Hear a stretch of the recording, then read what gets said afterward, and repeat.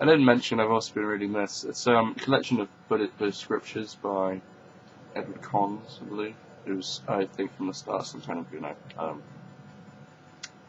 lecturer on religion and stuff in the 50s.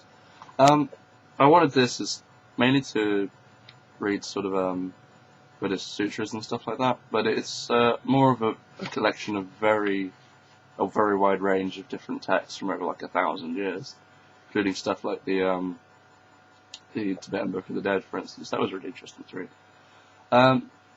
The author let's say the collector, deliberately chose stuff that had been covered before.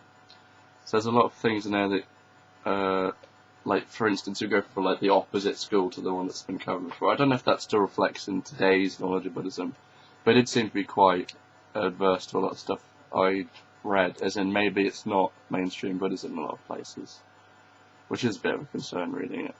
But a lot of the Buddhist teachings are in here. There's sections on meditation, morality, the life of the Buddha. He referred to Shakyamuni, which I haven't really heard him called as much as Siddhartha Gautama.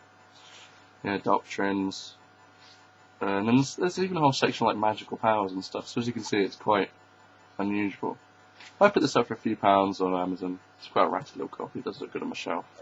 And this is kind of the antithesis of what I was talking about with Buddhism for me, really, because it's quite, it is understandable, but it's the way Buddhism for me puts a narrative on it makes it a lot easier to understand than this, which takes repeated readings often to really get to grips with what it's talking about.